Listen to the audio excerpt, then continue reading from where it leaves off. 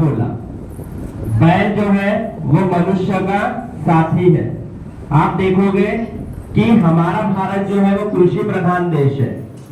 कृषि प्रधान देश होने के साथ साथ कृषि करते समय किसान का सच्चा मित्र जो होता है वो है बैल, जो उसके साथ में श्रम देवता का रूप लेते हुए उसके साथ साथ चलता है और उसे एक अच्छी उपज देने में सहायता प्रदान करता है।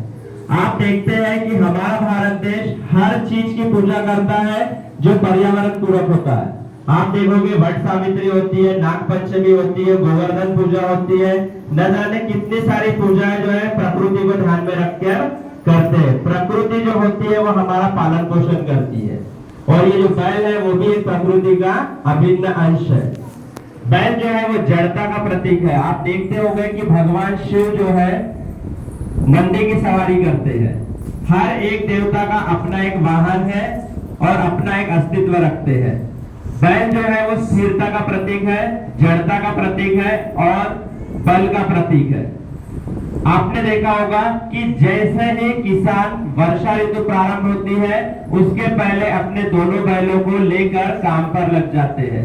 और बैल भी जो होते हैं किसान के सच्चे मित्र होते हैं और वो एक घर का ही एक अंश बन जाते हैं। जिस घर में बैल होते हैं वो हमारे घर का ही एक परिवार का हिस्सा बन जाते हैं। सिर्फ पोले के दिन ही बैलों को विश्रांति मिलती है, वो एक दिन के लिए विश्राम करते हैं। घर के सभी लोग बैलों को नहला धुलाकर उसकी साज सज्जा और सजावट कर उन्हें शाम के समय में निकालते हैं घर से बाहर और वो घर घर जाकर पूरन पोड़ी का भोग होने लगता है और ये जो कार्यक्रम होता है यहाँ पे संपन्न होता है। और पोला का जो दिवस होता है बैल को समर्पित वो संध्या काल होते ही समाप्ति की ओर बढ़ता है। एक दिन की विश्रांति के बाद पुनः बैल अपने रोज के काम पर लग जाते हैं और सिर्फ उनके कर्म में लिखा होता है मेहनत करना और अपने जो साथी होते हैं किसान उसे अच्छी उपज के लिए उसका साथ देना।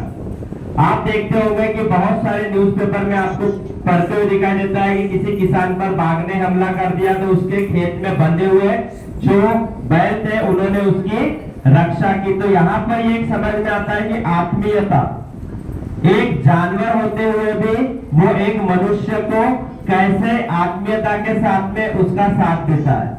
एक दोनों के अंदर भी प्रेम की भावना है, वो एक मालिक है और एक बैल जो है वो क्या रहेगा, एक श्रम देवता के रूप में होता है वहां पर।